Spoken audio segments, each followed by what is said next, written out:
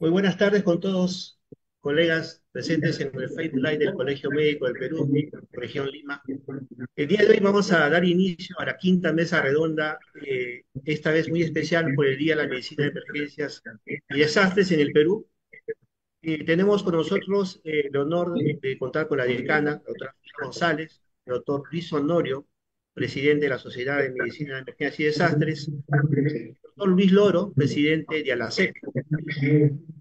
Cuatro ponentes muy importantes con mucha experiencia y mucho conocimiento en el área de la medicina de emergencias en estos años. El doctor Iván Bernuy, el doctor Pablo Taipe, Gustavo Taipe, el doctor Raúl Ernesto Porras y el doctor Jack Moreno, que nos acompaña. Y con nosotros también, para completar la mesa, tenemos a la doctora Elfi Torres, médico emergencióloga del Hospital Nacional Hipólito Unanue, quien nos apoyará esta vez con la moderación de toda esta mesa redonda.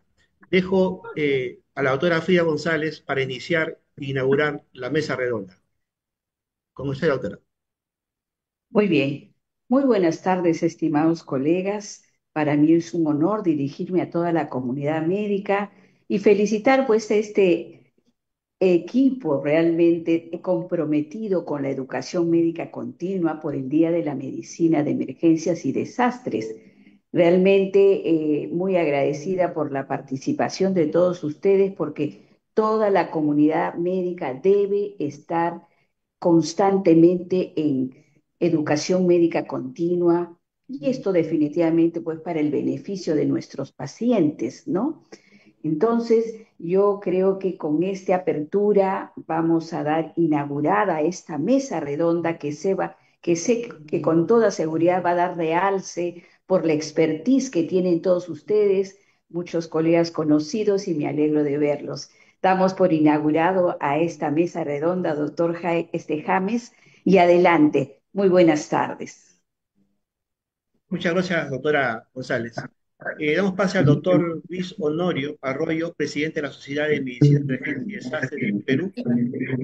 Doctor Honorio, adelante. Muchas gracias por estar con nosotros, doctor Honorio. Muy amable, doctora y doctor James, por esta presentación. Creo que en la víspera de nuestra ceremonia y de nuestro aniversario de la Sociedad Peruana de Medicina de Emergencias y Desastres, es un evento importantísimo, creo yo, para poder aclarar y poder ver no solamente lo que fue el pasado, sino lo que más nos importa, el futuro. ¿Cómo podemos nosotros seguir adelante? ¿Cómo vamos a mejorar? ¿Cuáles serían las propuestas? Está ingresando una nueva eh, junta directiva a la sociedad y creo que es importante también para ellos tener nuevas ideas y poder consolidar las que ya tenemos y proponer nuevas para los siguientes periodos. Creo que mediante esta importantísima mesa van a haber preguntas, van a haber propuestas, van a haber análisis y esto para todos va a ser demasiado, bastante importante. Yo le agradezco a usted, James, al doctor, a la doctora también, a la decana del Colegio Regional, por esta apertura, que va a ser, y repito, muy interesante para seguir los lineamientos del desarrollo de nuestra especialidad. Gracias por estar con nosotros, James, y a los amigos Bernú y Elfi que nos acompañan esta tarde y que van a ser los que van a emitir opiniones importantes. Ellos tienen una gran experiencia en sus áreas de trabajo, en la parte de las sanidades, en el Ministerio de Salud, en salud, que son pues áreas muy grandes de atención y representamos bastante de trabajo. Recordemos lo que fuimos en la pandemia, ¿no? Una primera línea de trabajo. No sabemos si van a adelante más. El 80% de impactos hospitalarios ingresan por emergencia. Es decir, nuestro trabajo es sumamente interesante, sumamente importante y valioso, muy rescatable. No siempre sabemos cómo hacerlo, no todas las autoridades nos tienen en cuenta. Piensan que la emergencia es un lugar de médicos generales que vienen, atienden a las personas que tienen problemas serios de menores, pero realmente creo que no contemplan realmente la importancia de nuestro trabajo y es algo que debemos rescatar. Las opiniones de hoy día, el acta que usted mencionó, James, que se presente como un documento de trabajo al Colegio Médico, al Ministerio de Salud, creo que serían elementos también bastante interesantes de desarrollo. Por mi parte, gracias por todo y creo que adelante con la mesa. Muchas gracias, doctor Honorio. Recuerdo que este mesa redonda está organizada por el Colegio Médico Región Lima, la Sociedad de Medicina de Emergencias y a la SEC, que ha tenido a bien compartir esta mesa redonda. Tenemos cuatro ponentes muy importantes del sector público, doctor Iván Bernuy, del sector militar, del Hospital Militar de la región Trujillo y del Hospital Rebagliati. Son cuatro entes muy grandes que manejan gran cantidad de médicos y de pacientes en los servicios de emergencia y además también en las áreas prehospitalarias. A doctor Loro, que ya lo conocemos, tiene muchos cargos, ha recorrido muchos cargos en el sector público, no es también médico asistente del Hospital de Emergencia Casimiro Ulloa. Sin esto, voy dejando el pase a la doctora Elfi Torres para que nos inicie la moderación de estos cinco rondas en la mesa redonda. Muchas gracias por todo y estamos atentos a todos sus comentarios y soluciones. Muchas gracias a todos ustedes. Doctora Elfi, le dejo la mesa para usted. Muchísimas gracias, doctor Jan Villanueva. Agradecemos a todos los invitados su participación, colegas, muchos de ellos expertos en medicina de emergencias y desastres, representantes de hospitales y ahora representando a instituciones que trabajan por la salud en el Perú. Al doctor Iván Bernuy le agradecemos, él está representando al Ministerio de Salud, es jefe del Departamento de Emergencia del Hospital Loaiza. Al doctor Waldo Taipe también nuestro agradecimiento. Él es jefe del Departamento de Emergencias del Hospital Rebagliati. Por cierto, una de las emergencias más grandes y complejas, creo que tiene 400 pacientes al día, ¿no? O mejor dicho, tienen una capacidad ahí de 400 pacientes. Al doctor Jack Moreno, que nos representa las filiales, representa a provincias, ¿no? Y cómo se desarrolla la especialidad en provincias. El jefe de servicio de emergencias del Hospital de Alta Complejidad, Virgen de la Puerta, en Trujillo. Y por las Fuerzas Armadas, que nosotros dentro de esas instituciones tenemos a la Marina, Fuerza Aérea y Militar, tenemos como representante al doctor Porras, en este caso como representante del Hospital Militar Central. Sabemos que tiene un enfoque castrense, ¿no? Y muy particular y también nos gustaría conocer qué perspectivas, qué visiones, qué conceptos tiene, ¿no? Con respecto a la especialidad. Bien, vamos a pasar al desarrollo de las preguntas. Estamos en víspera de nuestro aniversario, nosotros muy emocionados porque como todo emergenciólogo, y creo que comparto este concepto con todos los colegas que están en la mesa, ¿no? Muy emocionados, ya mañana es el día de las emergencias y desastres en el Perú. Nosotros estamos conmemorando prácticamente un año más, ¿no? Desde el año 82 hasta la fecha, ¿no? Casi vamos 42 años ya desde que se creó la primera sociedad de emergencias, ¿no? Y un añito más para nosotros es bastante porque nos ha costado tener una posición dentro de todo el sector salud. Bien, vamos a ir con la rueda de preguntas.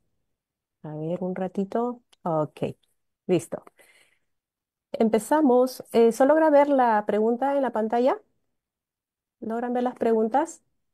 Sí se logra ver, doctor. Correcto, Perfecto. listo. Entonces, vamos a empezar con el doctor Iván Bernoy acerca de esta primera pregunta, ¿no? Tiene que ver más que todo sobre logros alcanzados desde la creación de la especialidad en medicina de emergencias y desastres en el Perú, ¿no? ¿Cuáles han sido los avances más significativos en el desarrollo profesional, académico e institucional de la especialidad en el Perú, ¿no? Adelante, doctor. Doctora, muy buenas tardes con todos. Primeramente agradecer por la invitación a esta, se puede decir, intercambio, ¿no? De ideas sobre la medicina de emergencias, una especialidad que llevamos nosotros dentro del corazón y que de alguna manera tratamos de mejorar día a día, ¿no? En cada una de nuestras instituciones. Bien, en relación a los logros que se ha alcanzado, bueno, desde mi punto de vista voy a tratar de enfocar desde el Hospital Loaiza, se puede decir.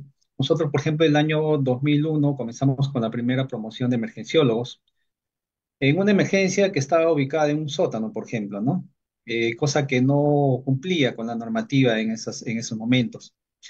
Felizmente, con el transcurso de los años, que hemos visto ciertas mejoras, ¿no?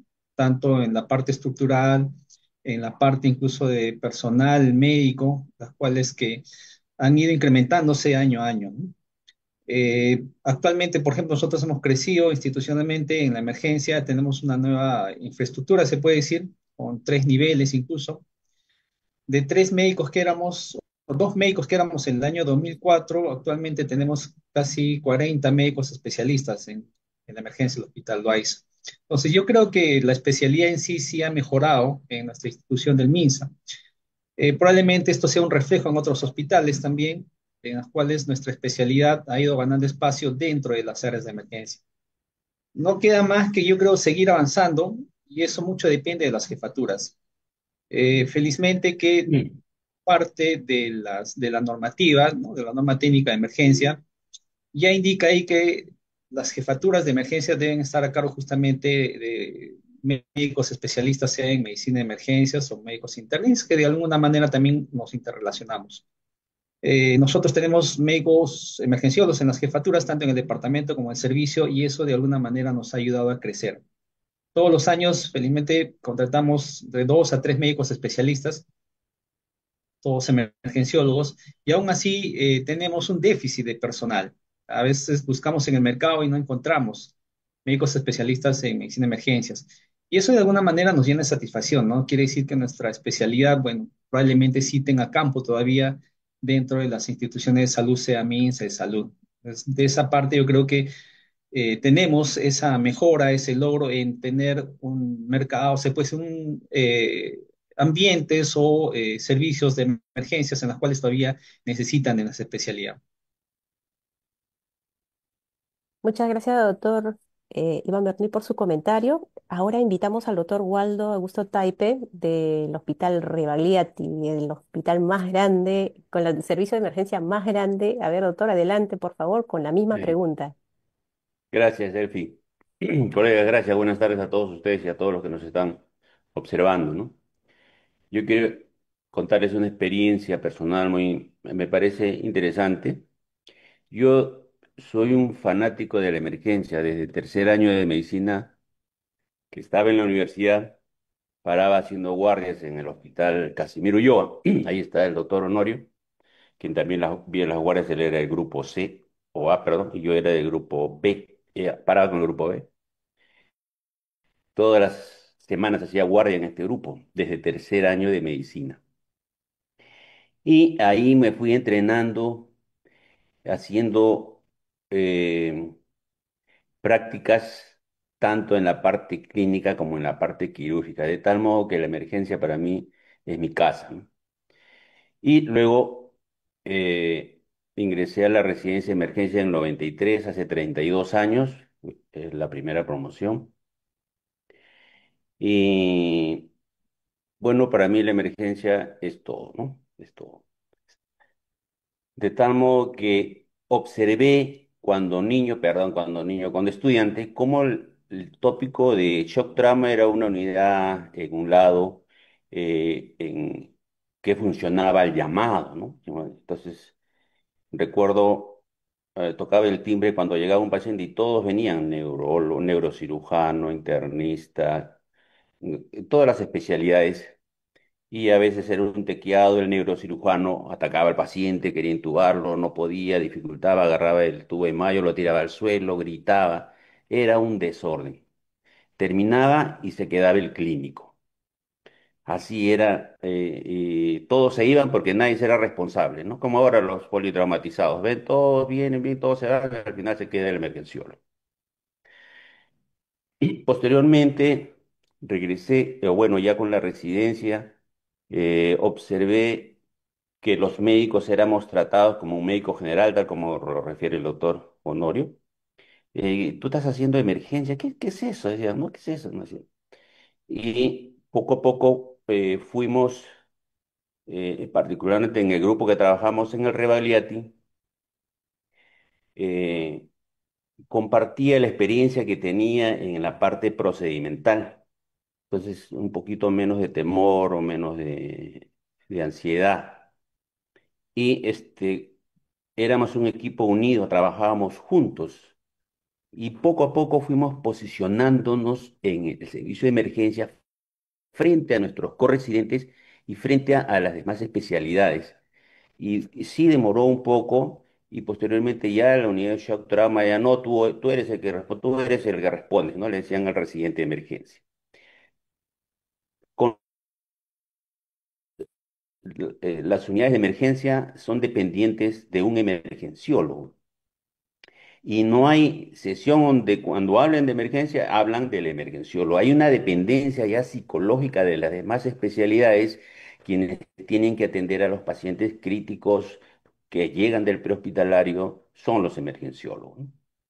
Entonces yo creo, cuando me hacen la pregunta, ¿qué avances significativos en el desarrollo profesional? Creo yo es el posicionamiento de la especialidad en esta sociedad médica y en la sociedad peruana. Nos hemos posicionado eh, eh, fuerte y gracias a la especialidad que han ido desarrollando, nuestros residentes están desarrollando cada vez más sus habilidades haciendo procedimientos con reflejos automáticos, ¿no? Rápido, llegan a la Universidad Autónoma, tienen que empezar mucho a actuar, actuar y luego siguen interactuando con sus compañeros. Creo que sí, podemos seguir avanzando para ir hablando otras cositas más. Gracias, Gracias, Elvin. doctor Taipe. Ah, no sabía que era la primera promoción. Qué honor, doctor. Bien, entonces vamos a continuar con el doctor Jack Moreno. Él es del norte, de la filial norte, ¿no? Y qué tan importante, porque así como ha avanzado la especialidad en Lima, ha intentado avanzar en algunas partes del país. En algunas se ha posicionado, pero en otras todavía está en ese proceso, ¿no? Quisiéramos saber, escuchar al doctor Jack Moreno. Adelante, doctor. Sí, buenas tardes con todos. La verdad que siento orgullo de estar acá con grandes personajes de la medicina de emergencias y desastres aquí en el Perú. Y bueno, con respecto a la pregunta, ¿qué tanto ha avanzado la especialidad? Yo diría que bastante, ¿no? Bastante. Demasiado, diría, ¿no? Yo soy de Trujillo, yo hice la especialidad en Lima, ¿no? Luego cuando regreso a Trujillo, ya por el 2016, eh, junto, ¿no? Un grupo de colegas para poder armar la filial, ¿no? La filial norte. Gracias al apoyo de la doctora Silvia Santos, que en ese momento era la presidenta de la sociedad, pudimos armar la filial con 12 miembros, me acuerdo, ¿no? Y se armó una junta directiva, se pudo hacer una ceremonia ahí con el Colegio Médico Regional 1, ¿no? Que para esto también un agradecimiento, bastante agradecimiento al Colegio Médico de nuestra región, porque la verdad que con ellos hemos tenido bastante apoyo, ¿no? Para el crecimiento. Inclusive ya se ha hecho costumbre que todos los 31 de mayo se haga pues un conversatorio acerca de la especialidad, ¿no? O un congreso también un curso, ¿no? Relacionado a la especialidad. Bueno, este año será la excepción ya que se está pues ya haciendo una ceremonia ya en Lima, ¿no?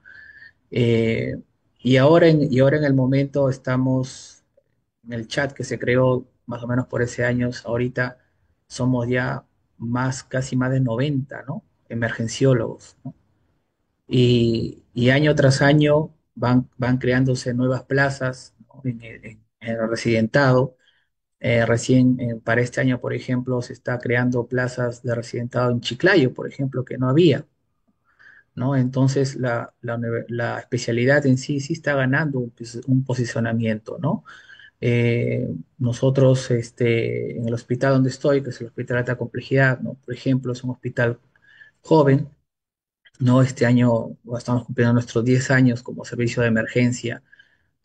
Todos los integrantes somos emergenciólogos. Recientemente se han unido 3 médicos generales para el apoyo de triaje tópico, pero todos somos emergenciólogos, ¿no? Y en los hospitales fuertes, por decirlo así, de aquí de Trujillo, los hospitales bases, como son el Hospital Regional, el Hospital Belén, que son de Minsa, y el Hospital Lazarte, y nuestro hospital, por parte de salud, cada vez hay un mayor número de emergenciólogos, ¿no? Y eso es bueno, ¿no? Eso es bueno porque el trabajo también va dando frutos, ¿no? La jefatura de emergencia, todas las jefaturas de emergencia de los grandes hospitales están siendo ya con cargos puestos, ¿no? Con médicos emergenciólogos, ¿no? Algo que años atrás, por ejemplo, no se estaba dando, ¿no? Sin desmerecer las otras especialidades, ¿no? Pero ¿quién más que el emergenciólogo para que pueda liderar su servicio, ¿no? O su departamento? Y esto, obviamente, trae pues como consecuencia también que se contrate, ¿no? Cada vez más emergenciólogos y los mismos residentes que van saliendo de los hospitales pues se vayan quedando, ¿no?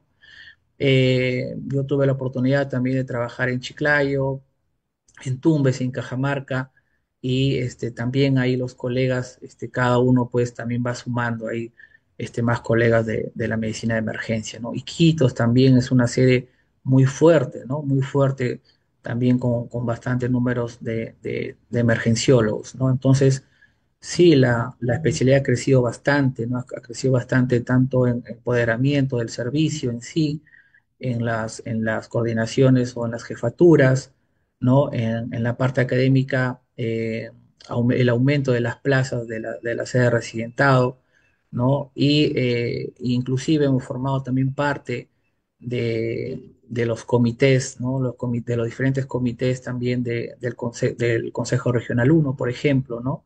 Han habido también emergenciólogos que han formado parte y al momento también forman parte del consejo directivo, ¿no? Del Colegio Médico del Consejo Renal 1. Entonces, sí ha habido un buen posicionamiento de la especialidad aquí en la región norte. Gracias, doctor Díaz Moreno, por su comentario y por compartir los avances que ustedes han tenido. Bien, antes de pasar con el doctor Porras, que es del Hospital Militar, primero quiero dar gracias a muchos de los colegas de emergencias, emergenciólogos de las Fuerzas Armadas, tanto de la Fuerza Aérea, de la Marina y del Militar, porque históricamente nosotros sabemos, a propósito de la foto que ustedes están viendo en la diapositiva, ¿no? De que la especialidad nace como una respuesta a la necesidad frente a los desastres y eventos adversos que hemos tenido históricamente, ¿no? Tristemente recordamos pues el terremoto de Huaraz, ¿no? Con el aluvión del Callejón de Huaylas, que nos trajo casi 70.000 muertos. Entonces, ese fue creo un catalizador, el más grande que hemos tenido para que se conciba, para que se crea la especialidad años después.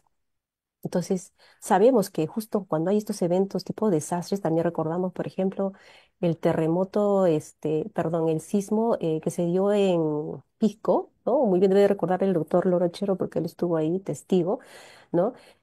Fueron las Fuerzas Armadas quienes pudieron tener más acceso y movilizarse hasta allá, ¿no? Fuerza Aérea con las aeronaves, se pudo hacer el triaje in situ, se pudo hacer el traslado hasta la base aérea número no, bueno, el base aéreo de Pisco era, y de ahí el puente aéreo a Lima, ¿no? Entonces, sabemos de que ahí 51, también pueden, sí, base aérea y ahí, 51. sí, y colaboraron bastante la Fuerza Aérea. Yo me acuerdo de que cuando se evaluaban a todo el área de Pisco para ver la zona de destrucción, se hizo un teatro de operaciones, que eso maneja bastante la parte militar, ¿no? Entonces, casi todos estos avances que nosotros hemos tenido ha sido gracias a ellos, de verdad, el agradecimiento.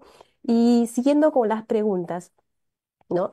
Doctor Porras, justo con esto, ¿cuáles han sido los logros alcanzados, los avances, ¿no? Más significativos? Adelante, doctor. Muy buenas tardes, gracias doctora por las palabras. Bueno, ya usted ha mencionado muchos aspectos y aportes. En realidad, la necesidad tanto en relación a lo que fueron los desastres, los terremotos, pero sobre todo no olvidemos una de las etapas más duras dentro de la historia del país, que ha sido el terrorismo. Entonces, esto también ha fomentado de que las unidades o centros de emergencia se organicen de mejor manera, sobre todo en los hospitales de la Policía Nacional y de las Fuerzas Armadas. Entonces, empezaron, digamos, en cierta forma, al menos por parte del Hospital Militar, hacia el año 76, que ya, primero en el 75 se tenía un espacio bastante reducido dentro del hospital para atención de urgencias, cardíacas, ¿no? Posteriormente, ya hacia el año 76, es donde se trata de copiar ciertos modelos americanos y adaptarlos hacia nuestra realidad. Es por eso es que se van a dar cuenta los que conocen la infraestructura tanto del hospital militar o del hospital naval, que prácticamente han copiado un modelo de hospitalario norteamericano. ¿Cuál era la idea? Brindar una atención oportuna y más rápida. Durante la época del terrorismo fue que la emergencia aplicó de manera continua los sistemas de triaje, la categorización de pacientes, atenciones, inclusive algunas cirugías se realizaban dentro del mismo servicio de emergencia, ¿no? Pues, ¿qué hemos ido aprendiendo durante todos estos años? Ya con la formalización de la especialidad y con las primeras promociones que empezamos a tener a partir del año 96, fue que ya estamos contando con mayor cantidad de especialistas en medicina de emergencias y sobre todo ya no tener una conducta, al menos en la parte de defensa, no una conducta tan reactiva, ¿no? De que no sea solamente sucede el evento y sabemos que la primera respuesta generalmente la vamos a dar nosotros por la facilidad de la movilización, por los recursos y por la disposición del personal en diferentes áreas, sino también ya irnos preparando en otros aspectos, ¿no? Como es la adquisición de tantos hospitales de campaña y mejorar también nuestros sistemas de comunicación y transporte para brindar una mejor respuesta ante estas condiciones. Muchísimas gracias, doctor. Vamos a pasar a la siguiente pregunta. Delphi, Sí, ¿podría dar una opinión al respecto? claro que sí, doctor, adelante. Sí, mira, en el desarrollo de la emergencia, de la especialidad, creo que hay un tema, creo que lo dijo Taipe, y tú también lo has hecho un recalco, en el tema de la segunda parte de nuestro, o sea, del segundo apellido de nuestra especialidad. Hemos desarrollado muchas capacidades en el área y hemos sido utilizados por las instituciones como emergenciólogos, pero lo que todavía no hemos desarrollado adecuadamente y lo que tampoco utiliza entre nuestras capacidades es la parte de desastres, porque quizás la universidad tampoco se interesó en nuestra creación de desarrollar este tema y no hemos tenido una participación en la parte de la segunda parte de la especialidad que es desastres. Creo que es un tema que tendríamos que llevarlo, pero que sin embargo hemos tenido algunos eventos en los que hemos participado. El Sismo del Sur, el tema de los niños en donde se han producido, pero no hemos tenido, digamos, la parte de visibilidad de quiénes somos. Inclusive en la última pandemia, lo del COVID, todo el mundo sabía que estábamos ahí, pero nadie lo mencionaba. Le echaban la culpa al luciólogo, al intensivista, hablaban del neumólogo, pero no decían que los que dábamos la cara éramos los emergenciólogos. Entonces creo que eso es un tema que también habría que ver qué ha pasado en esta etapa primaria que estamos analizando. Quería mencionar esto solamente. Muchas gracias por su aporte, doctor. Y también yo creo que como un resultado de todo lo que estamos hablando y sobre todo la última parte que habla de desastres, ¿no? Que sabemos que es cíclico, sabemos que va a volverse a repetir. Entonces, yo creo que gestión de riesgo de desastres, ¿no? Que es un punto muy, muy particular y muy especial, debería de darse ya quizás como una subespecialidad. Ahora nosotros tenemos, creo que diplomados y tenemos maestría, pero yo creo que debería ser una subespecialidad dentro de la especialidad de medicina de emergencias y desastres, ¿no? Ok, vamos a dar pase a la siguiente pregunta. Bien. Doctor Iván Verduy, con respecto a esta pregunta sobre la visión del emergenciólogo en el contexto nacional, ¿no? ¿Qué perfil profesional y rol estratégico debe asumir el emergenciólogo frente a los retos actuales del sistema de salud peruano? Adelante, doctor. Sí, gracias.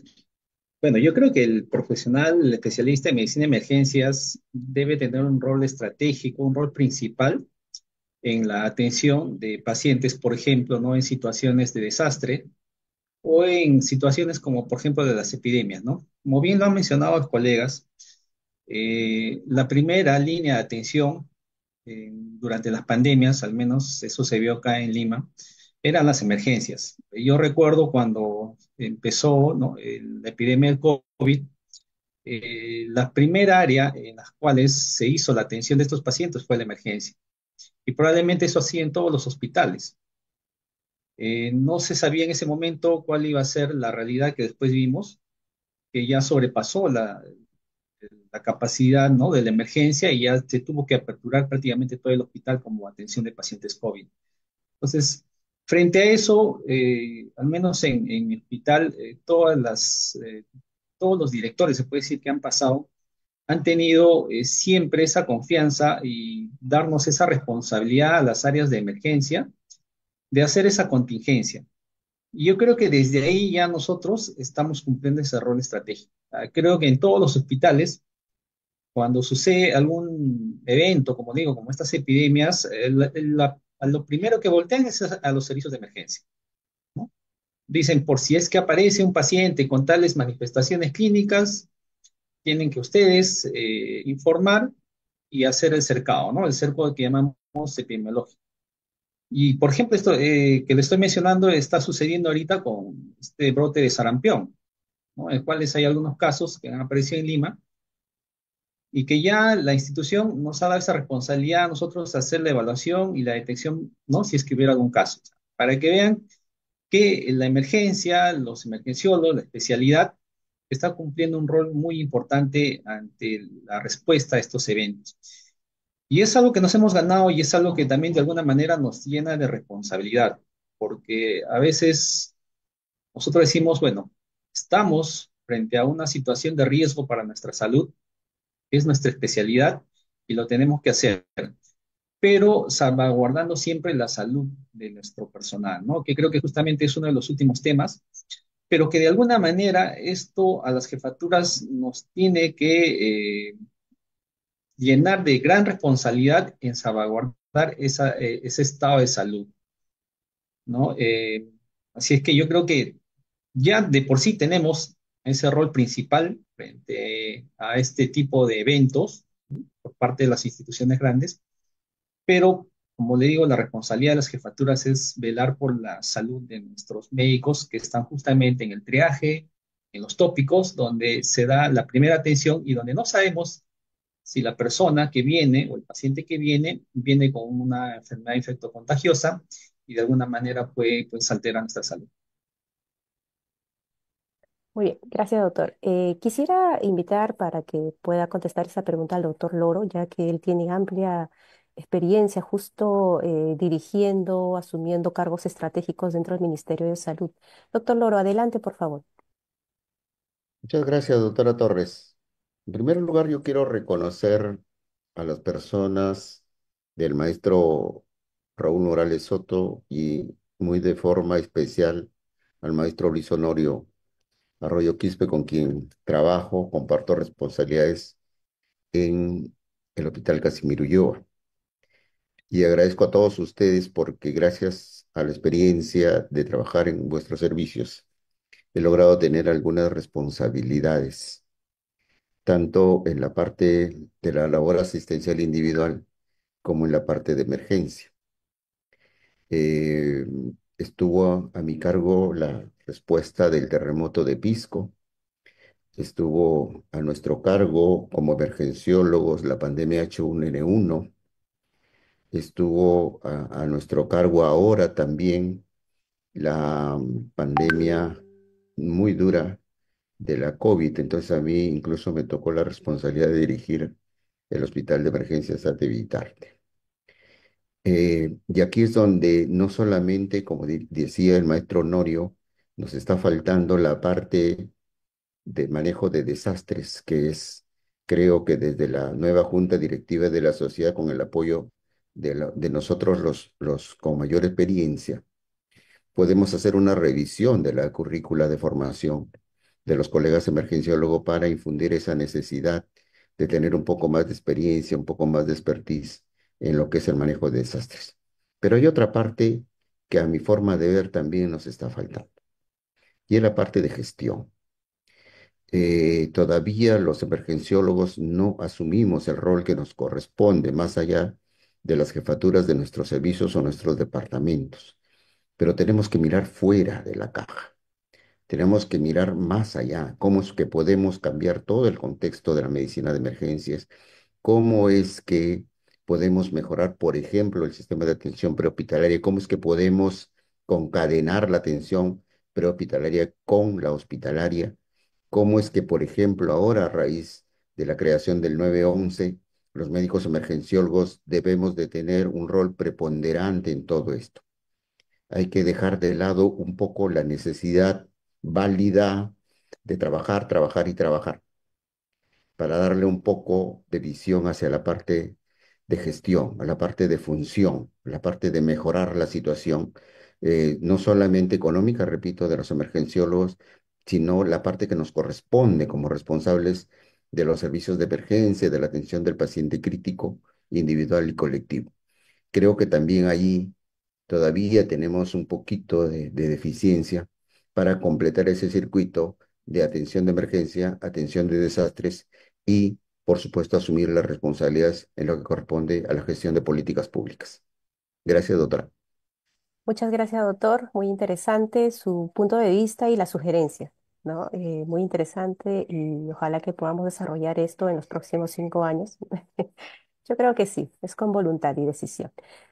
Bien, el siguiente panelista invitamos al doctor Taipe para responder esta parte que tiene que ver con la visión del emergenciólogo en el contexto nacional, ¿no? ¿Qué perfil profesional y rol estratégico debe asumir el emergenciólogo frente a los retos actuales del sistema de salud peruano? Adelante, doctor Taipe.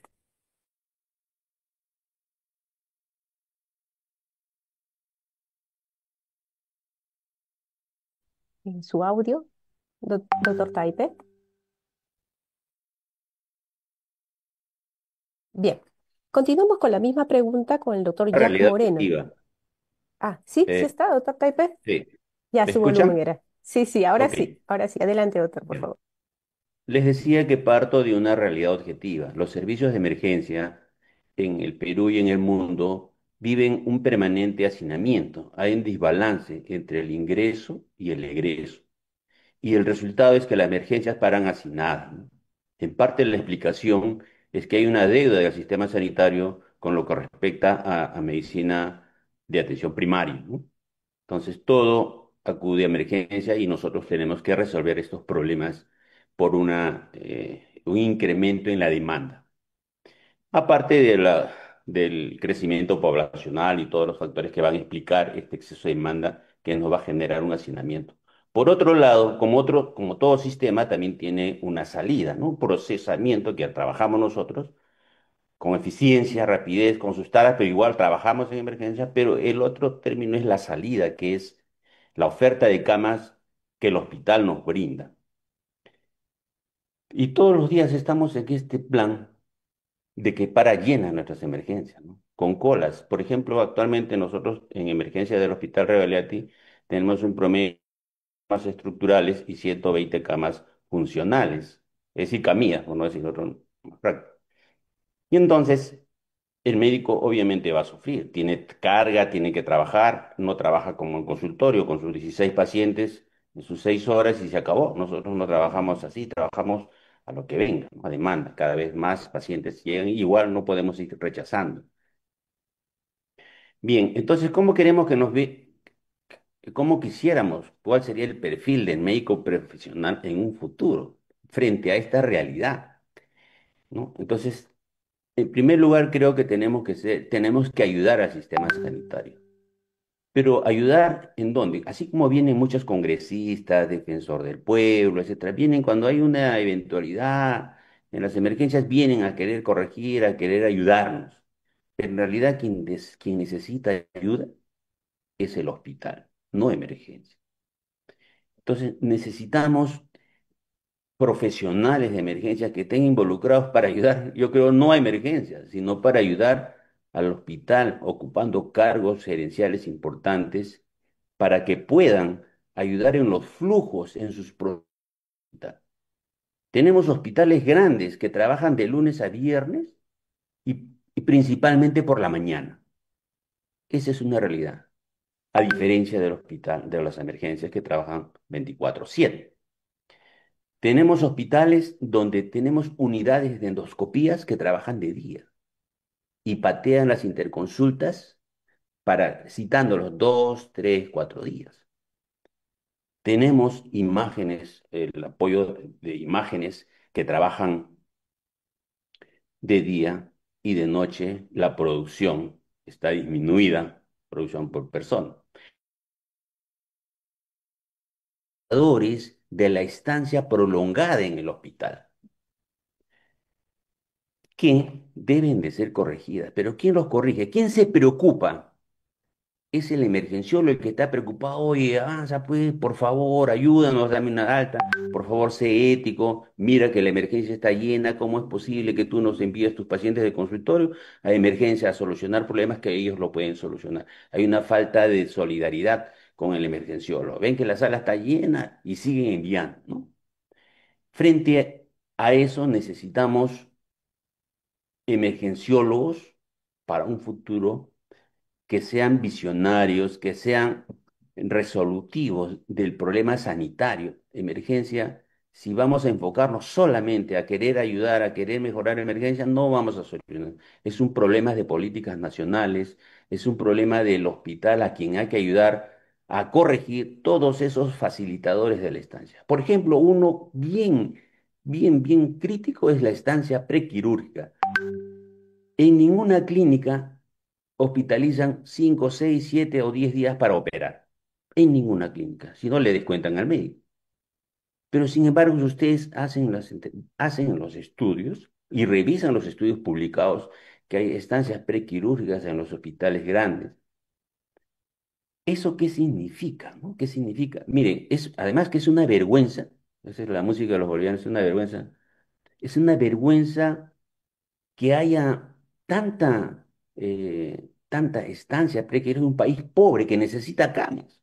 No puede ser, no sé, falta de conciencia, falta de ética, solidaridad, no sé cómo decir a los médicos, hospitalizan para operarlo la próxima semana, lo hospitalizo y digo, doctor, lo voy a hospitalizar y lo vas a operar.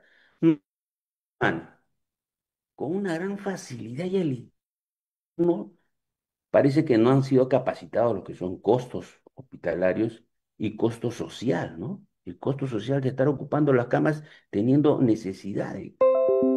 También me da la impresión de que las camas que tienen las especialidades quirúrgicas en todos los hospitales, parece que bueno, realmente han sido repartidas el siglo pasado, ¿no? Porque no hay una coherencia actual. Antes iban cirugías abiertas y obviamente el posoperatorio duraba mucho más tiempo. Ahora con las cirugías modernas, los tiempos operatorios son menores. Entonces ellos teóricamente deberían tener su flujo de cama debe ser más rápido, deberían tener eh, tal, tal vez ya menos camas. Entonces, no hay una. ¿Quién regula eso? El emergenciólogo está que piensa oye, ¿cómo pueden mejorar ellos? Porque a nosotros nos faltan las camas. Nosotros somos los que sufrimos el burnout, estresados.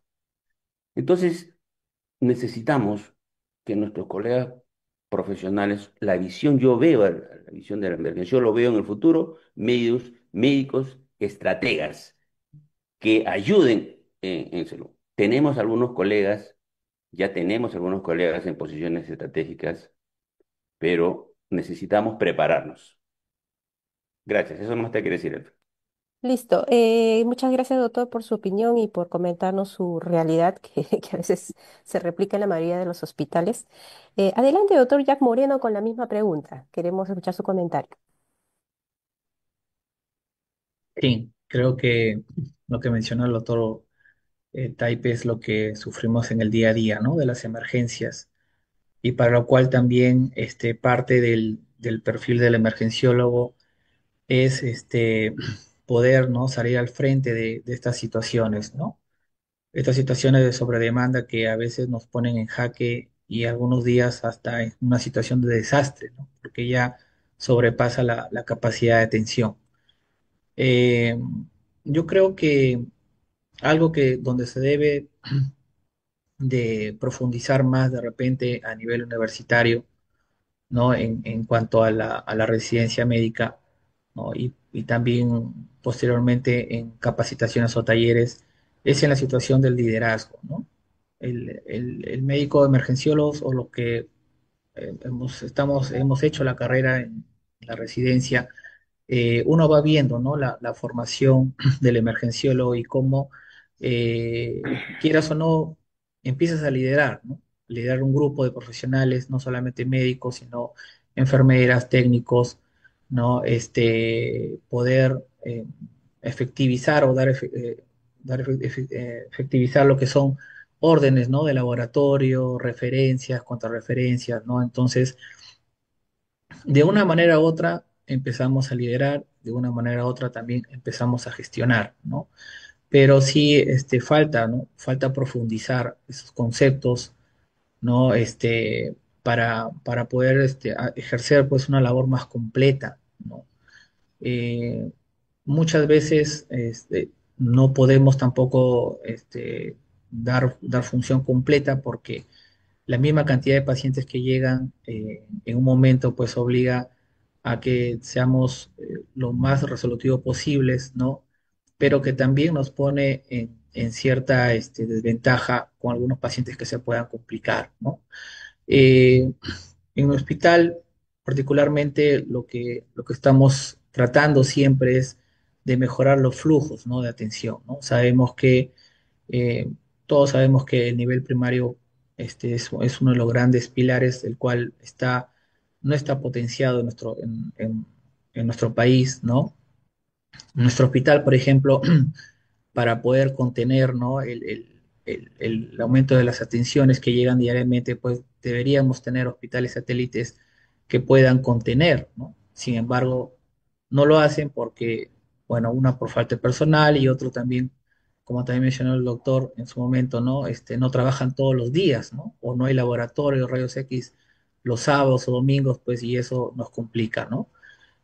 Hospitales que también están en construcción, ¿no? O en reparación y que hacen pues que genere más la demanda de los hospitales, digamos, referenciales, ¿no? Finalmente, el hospital referencial no cumple completamente su función porque no solamente referencial, sino también atiende a estos pacientes que deberían llegar al primer nivel de atención, ¿no? Entonces, eh, parte, ¿no? de la gestión o el conocimiento de la gestión es muy importante, ¿no? Tenerlo.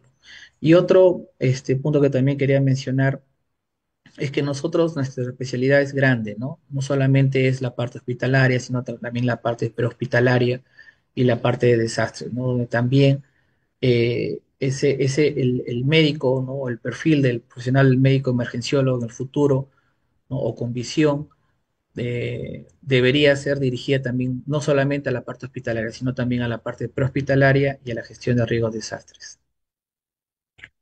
Gracias, doctor, por su comentario.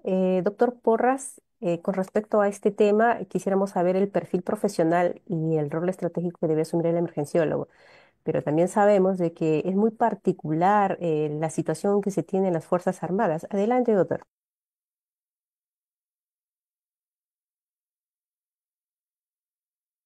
Su volumen. Así. Ahora sí, sí me escuchan, ¿no? Sí, doctor, adelante. Ya. Bueno, en todo caso, hay una situación puntual y concreta que creo que deberíamos optimizar en la formación del residente, ¿no?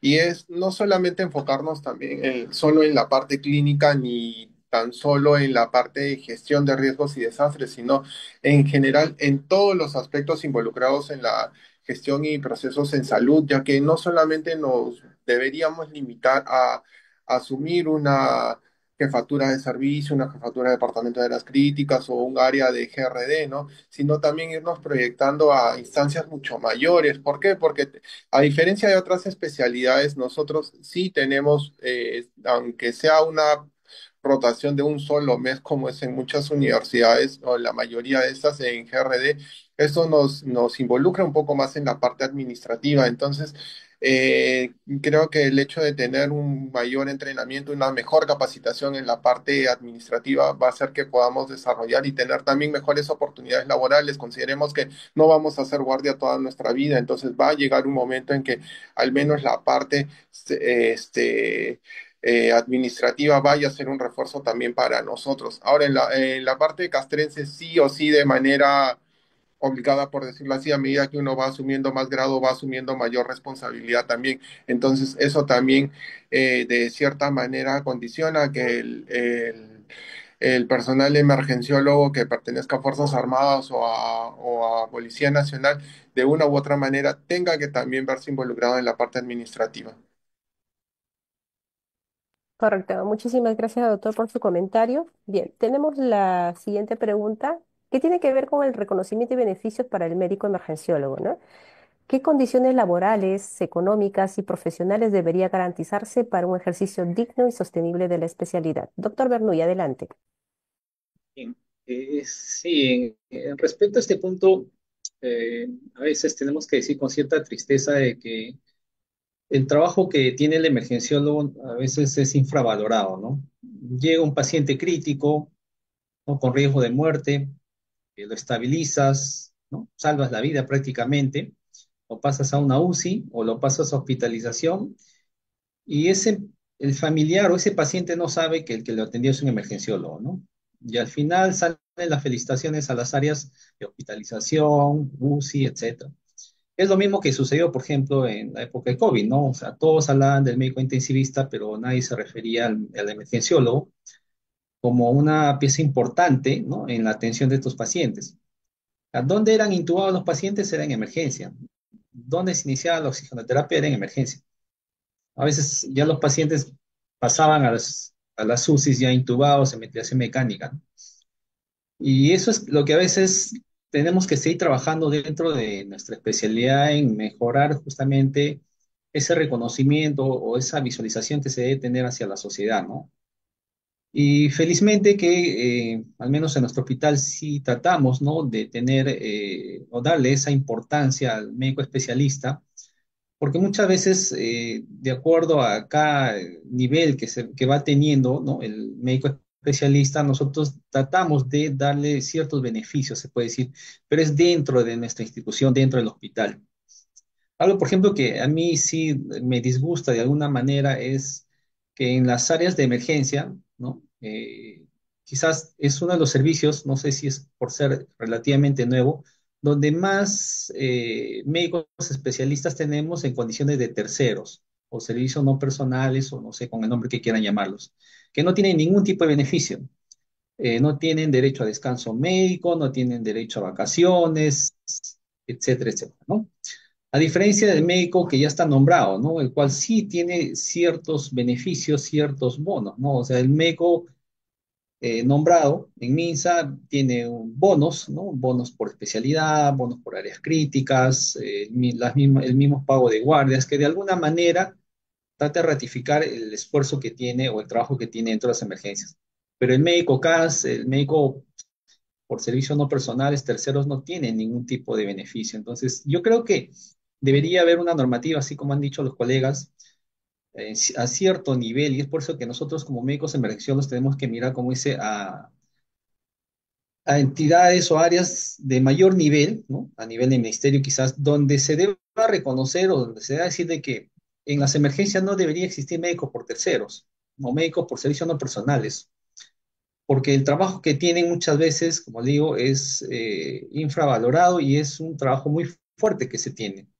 Nosotros solamente hacemos guardias, o sea, no hacemos turnos de medio tiempo como en áreas de hospitalización o de consulta externa. Entonces, el estrés, el trabajo es muy fuerte en nuestras áreas. Entonces, tener un médico sin esos beneficios, yo creo que de alguna manera hace que nuestra especialidad, pues muchas veces no sea tan bien vista cuando los médicos quieren realizar justamente alguna línea de especialidad, ¿no? Y no ven como a las emergencias, ¿no? Como una de sus opciones. Entonces, si mejoramos estas situaciones, y bueno, hay que ir calando desde abajo, ¿no? O sea, desde las jefaturas de servicio, departamento, hacia dirección, tratando de conseguir, ¿no? Mayor cantidad de plazas de nombramiento para nuestros servicios, yo creo que es un primer avance. Y esperemos que más adelante de repente haya algún médico de la especialidad que pueda tener cierto cargo, que pueda cambiar la normativa de emergencia, la norma técnica, que pueda dar de alguna manera alguna normativa, ¿no? A nivel nacional, donde de repente se diga, pues no, los servicios de emergencia, todos sus médicos tienen que ser nombrados y darnos más plazas de nombramiento. Correcto. Muchísimas gracias, doctor, por su comentario. Doctor Taipe, con respecto al seguro social, ¿ustedes tienen condiciones laborales adecuadas, bonificaciones, reconocimientos, algo adicional? Adelante, doctor. Eh, Mira, vuelvo con la idea anterior de que los médicos de emergencia trabajan 12 horas continuas en el servicio en los hospitales en salud, luego trabajan 12 horas en clínicas o en ambulancias y los médicos se van recurseando, como es. ¿Qué pasa? Que el médico para mantener un estatus, entonces labora en distintos sitios. Yo de joven también lo haría, lo hacía, ¿no? Eh, Eso es porque no hay un reconocimiento para los médicos en general, a todos los médicos. Pero cuando hablamos de emergencia, el trabajo que realiza el emergenciólogo es un trabajo continuo, permanente, eh, a demanda, ¿no? No tiene límites. Lo que viene y lo que ingresa, eso hay que atender. Por consiguiente, estos médicos están sometidos a estrés continuo por el tipo de pacientes que reciben. No solamente por la gravedad de pacientes, también los pacientes que ingresan de prioridad 3 o 4 que son muy demandantes y son problemáticos, ¿no? Eh, Solicitan atenciones en un servicio de emergencia porque obviamente no hay un consultorio, entonces son demandantes. La, mm, Esta revolución de las comunicaciones ha hecho pues los pacientes se empoderen del conocimiento, leen mucho en el internet, demandan mucho sus derechos, entonces hace que haya más demanda, sean más conflictivos y de tal modo que en el 2012 hubiera quejas eh, eh, y en el 2022 subieron a 120 y tantos mil quejas, un crecimiento progresivo de las quejas, de la demanda, ¿no? Y eso se ve reflejado porque hay una nueva cultura, hay una cultura fast, le digo yo, todos queremos rápido. Pides un pollo a la brasa y quieres que el pollo esté en tu casa rápido, si se demora mucho te molestas, ¿no? Y tienes el banco en tu celular, tienes todo, las actividades que antes tenías que hacer fila, ahora lo tienes en la mano y todo es rápido. Entonces, para salud también esperan eso, que la atención sea rápida, quick. Entonces, nuestra población ha cambiado a una cultura nueva, más demandante, y eso genera entorpecimiento en los servicios de emergencia, especialmente en el área de triaje, donde a veces hay que poner más médicos para poder evaluar adecuadamente a los pacientes. Todo esto genera estrés en los médicos, de tal modo que claramente nuestros médicos de emergencia deben de tener un trato diferenciado y en el aspecto remunerativo, ¿no? Igualmente en la parte de los terceros que comentaba Iván, igual tenemos este problema, ¿no? Y obviamente esto depende de las esferas altas, a veces creen que el jefe de servicio de emergencia va a solucionar ese problema y también se nos carga, me imagino Iván también le dirán lo mismo, ¿cómo es posible que tienes médico de tercero? Lamentablemente en nuestro nivel de solución, pero sí podemos. Por eso les decía, en el perfil de profesional necesitamos profesionales emergenciólogos que participen en decisiones eh, de este nivel, ¿no? Sí, Elfi, eso sería todo. Gracias, gracias, doctor. Pero también es importante que para buscar reconocimientos y o beneficios adicionales, ¿no? Porque en realidad, por ejemplo, en el MINSA se tiene, como dijo el doctor Bernoy, el bono por especialidad, el bono por área crítica y el pago de las guardias totales, ¿no? Pero sin embargo, podríamos incluso luchar por el descanso adicional, días de descanso adicional como lo tiene la Sociedad de Tecnólogos, ¿no? De que ellos creo que tienen 10 días adicionales fuera de sus vacaciones por riesgo a la salud, por riesgo también a las radiaciones ionizantes, ¿no? Entonces, yo creo que es una cuestión de buscar como sociedad de medicina de emergencias, ¿no? Ese tipo de beneficios y otros más que podrían ustedes sugerir. Bien, adelante, doctor Jack, con su propuesta y con su comentario respecto a esta pregunta. Sí, bueno, con respecto a las condiciones laborales, pues sí, últimamente se ha visto, hay, ¿no? Bastantes contrataciones por terceros, lo cual pues es un punto que crea, pues, ¿no? También, de repente también que el ambiente dentro del servicio, no, definitivamente, pues, no es equitativo, ¿no? Entonces, creo que el Estado debería considerar a la emergencia como uno de los servicios más importantes y más prioritarios, ¿no? Para poder comenzar pues, ¿no? a ofertar plazas, ¿no? Sea como caso o 728 hablando de salud, ¿no? Para que los profesionales tengan esa garantía, ¿no? De que van a tener un trabajo estable, porque eso definitivamente influye bastante en la labor, ¿no?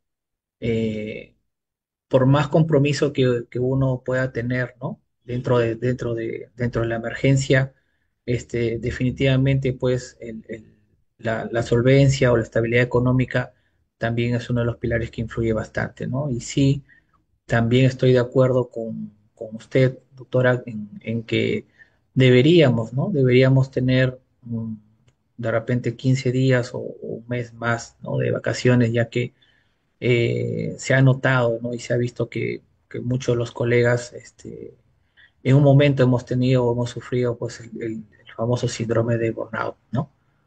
Y bueno, eso también eh, genera, pues, ¿no? Genera que de repente haya un clima hostil, ¿no? De repente que no se crea una buena relación entre pacientes, médicos o familiares, ¿no? Y a veces es también porque tratamos de ayudar a todos, ¿no? Con lo poco que tenemos, ¿no? Tanto en recurso humano como también como exámenes de laboratorio o exámenes imagenológicos, ¿no? Entonces, esas dos cosas son creo que algo que como sociedad debemos de priorizar, ¿no? Que haya plazas, ¿no? Que generen estabilidad dentro de los hospitales y lo otro es el descanso, ¿no? El descanso de de repente aumentar, ¿no? El descanso de vacaciones anuales de los médicos, también emergenciólogos. Gracias, doctor. Doctor Porras, en el caso de los hospitales castrenses, ¿cómo son estas condiciones laborales, económicas y profesionales? Adelante, doctor.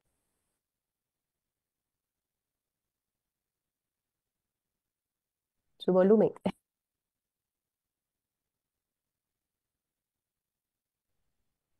A ver, doctor Porras, su volumen, por favor.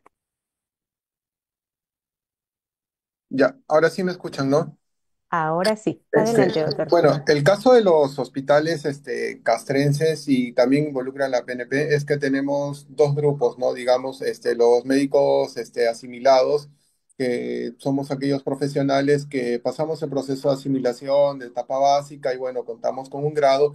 Y eso, mal que bien, a pesar de que de repente la remuneración va acorde con el grado, no va a ser necesariamente la misma de acuerdo a la escala que maneja el MINSA o el de salud, pero al menos brinda cierta estabilidad laboral, ¿no? Y por otro lado tenemos a los médicos civiles, ¿no? El caso de los civiles sí contamos con médicos tanto nombrados, pero también hay un grupo que más o menos llega a ser la tercera parte que vienen a ser colegas que están bajo modalidades de terceros. Ahora sí, ya lo han mencionado en relación a los terceros, que hay que mejorar estas condiciones, pero sí hay que entender que también una condición laboral por terceros va a generar mucha rotación de personal, ¿no? Ya que al final cada quien va a buscar su mayor conveniencia económica. Entonces es importante que se mejore no solamente la partida presupuestal para con esto incrementar el salario del médico en general y más aún del médico de áreas críticas. De esta manera se pueda también fomentar mayor cantidad de plazas para poder cerrar esta brecha que tenemos a nivel nacional, ¿no? Porque de nada nos vale que podamos incrementar sueldos, pero si no tenemos la suficiente cantidad de profesionales, ¿cómo satisfacemos esa necesidad? Y puntualmente de que si vamos a pedir horas de descanso, que estas sean efectivas, ¿no? O sea, no pidamos días que al final vamos a usarlos en sacar la vuelta y trabajar en otro lado. Gracias. Correcto. Y es cierto, muchos de los emergenciólogos trabajan en dos, tres y hay quienes pueden hasta en cuatro lugares, ¿no? Y en provincias, ni qué decir, los colegas trabajan, creo que una semana completan su cantidad de horas en un lugar, viajan a otra ciudad, completan otras cantidad de horas y algo así, ¿no? Entonces, trabajan hasta incluso de corrido. Bien, esa es la realidad, pero al final todo el mundo trabaja para, como dicen, ¿no? Trabajamos un montón para poder tener un nivel de calidad de vida aceptable, ¿no? El sueldo no es tan adecuado, digamos, para lo que hacemos en realidad. Bien, sigamos con la siguiente pregunta. Vamos a pasar a la siguiente Doctora Elsie, pregunta. buenas tardes. ¿Me podría dar Adelante. unos minutos, por favor? Sí, doctor. Vamos a, claro, Hola, con la misma pregunta. A ver, Elsie, doctor Honorio. Ya, correcto. Adelante, doctor. gracias. Quería opinar respecto a este tema también. Han hablado usted bastantes cosas y creo que todas ellas son verdad. Eh, Somos 600, casi 700 emergenciólogos para todo el Perú. Y los que se requiere son aproximadamente 1.400 a 1.500. Es un cálculo que se ha hecho el año pasado durante la pandemia para ver cómo se podía plasmar esto. Y entonces eso obliga a que las instituciones oferten plazas y bueno, como tú has dicho, pues tenemos que aceptar más trabajos para mantener un ritmo de vida razonable, porque también nuestros hijos van a estudiar, creo que estoy en un sitio adecuado, las universidades son bastante caras, los colegios son bastante caros. Entonces eso obliga a todas estas situaciones que estamos analizando. Sin embargo, existirían otras cosas que pudiéramos comentar. Eh, yo aprovecho que el doctor Loro está en este panel y nos está escuchando. Él es un gestor, además de emergenciólogo, por supuesto, y está ahora en un importante puesto en su salud, que es la institución supervisora de los establecimientos de salud. Y quizá los 1.400 reclamos que doctor Taipe ha manifestado que se han realizado, quizás muchos de ellos sean de personas que van a la emergencia siendo niveles 4 o 5 y que no fueron atendidos a tiempo y que no le dieron los exámenes que ellos querían y yo quiero en emergencia que me hagan mi colesterol y mi triglicérido porque me siento con mareos y eso va a generar tensión también en el ambiente laboral de la institución y del médico, porque yo no puedo atender una emergencia a una persona que tiene un nivel 4 como si fuera un consultorio y genera tensión, porque saben que lo van a protestar, lo van a reclamar, lo van a quejar y eso implica un informe, otro informe, que te llamen, que te digan, que te juzguen. O inclusive muchas veces van hasta el nivel judicial, a niveles de fiscalía, a renunciar, que el médico no me atendió adecuadamente, mire. Entonces, creo que esos temas para seguridad del médico emergenciólogo, tendría que haber una especie de consenso a nivel de decir por su salud, de decir que eso no va a juzgar, no va a ser motivo de atrapamiento del médico para que no tenga pues un nivel de estrés mayor de lo que ya tiene por su trabajo.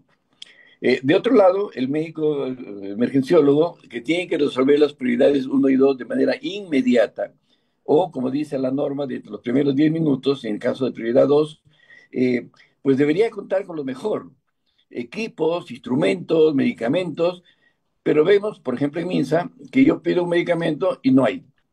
Pido otro medicamento, no hay. Y entonces, ¿cómo hago para atender a la persona de acuerdo a protocolos que nosotros mismos establecimos o establecimos a través de normas, estructuras que el mismo ministerio nos puede dar? Y eso nos lleva también a estrés, a un estado de que no pueda trabajar adecuadamente. Está, no digamos de moda, pero está, digamos, en un momento en que protocolizamos todo. El famoso código Stroke, que está ahora instalándose en muchos hospitales. ¿Todos tenemos acceso al tomógrafo dentro de los primeros 10 minutos? No lo sé, porque o sea, hay tomógrafos para todo el hospital, no uno para emergencia. ¿Todos tenemos acceso al alteplase para un problema de un infarto cardíaco que debe tratarse en los primeros 90 minutos? No lo sé si todos lo tienen. Entonces, en el Perú, por ejemplo, en Lima, casi a nivel de MINSA, el único lugar donde hacen cateterismo cardíaco de inmediato es el 2 de mayo. El resto no tenemos que trombolizar y pedimos una transferencia, pues no la hay. Entonces, hay situaciones que nos llevan a estrés. Entonces, nuestro estado laboral va a ser bastante deficitario y lleno de estrés. Creo que sabiendo que los principales diagnósticos de gravedad ingresan por emergencia, de alguna forma tendríamos que ver que estos servicios sean priorizados en cuanto al equipamiento. Vemos que se han gastado unos 90 y tantos millones de soles o dólares en comprar unos robots para cirugía, que inclusive han sido cuestionados, pero no tenemos videolaringoscopios para la emergencia. Entonces, esos son temas que también de alguna forma, no digo como un reclamo, pero sí como una opinión, la sociedad tendría que ponerlo en conocimiento del ministerio para lograr que seamos priorizados en el área de emergencia. Creo que es un tema que quería incorporar a la discusión. Gracias. Gracias, doctor Honorio, por eh, por expresar la realidad de todos los hospitales, creo. Bien, vamos a pasar a la siguiente pregunta que tiene que ver con el marco legal y protección jurídica del emergenciólogo, ¿no? Y a raíz de esto, sí, pues Doctora, ¿puedo? tenemos muchos Doctora. colegas que están expuestos. Adelante, El doctor doctor Loro. Loro, doctor Loro, sí, doctor Loro, adelante, Loro. Sí, mire, a ver, es cierto que las condiciones en las cuales laboramos los médicos emergenciólogos son muy difíciles de mantener. Sin embargo, aprovechando la referencia del maestro Norio, quiero señalar lo siguiente. Primero, que su salud no sanciona médicos. No investigamos si hay negligencia médica o no.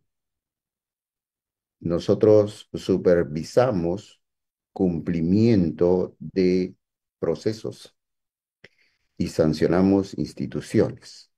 En ningún momento sancionamos médicos porque el hecho de la mala praxis corresponde a instancias superiores, como es el Colegio Médico del Perú.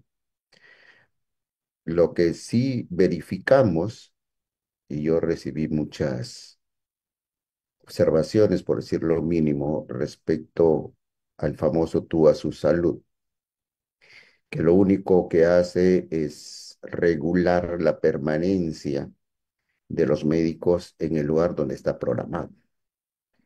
Porque si tú sales del lugar donde estás programado, te paguen mal o te paguen bien, eso es una falta y que no debemos ni propiciar ni proteger. ¿Sí? El doctor Porras mencionaba algo que también es muy cierto. A veces aprovechamos el descanso posguardia que es obligatorio según el Código de Ética y según la Ley General de Salud. El descanso posguardia es obligatorio y no debe servir para ir a trabajar a otro sitio, aunque sí tengamos necesidades, porque eso genera el problema del burnout, genera un mayor riesgo de error médico. ¿Quién de nosotros no quisiera ganar más de lo que estamos ganando ahora? Igual los descansos médicos.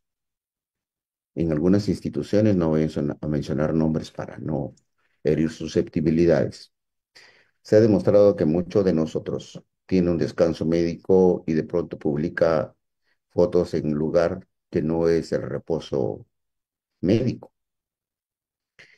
Em, Pedimos que tengamos medicamentos, por supuesto que debemos tener medicamentos. Y eso se basa, como bien dice el maestro Honorio, en protocolos o en guías de práctica clínica. Si nosotros no contamos con guías de práctica clínica, que eso luego genera el petitorio institucional, y aún así lo tengamos, y yo tengo, por ejemplo, en nuestro petitorio Captopril, y pido lisinopril, por supuesto que no va a haber, porque en mi protocolo, mi guía de práctica clínica no existe.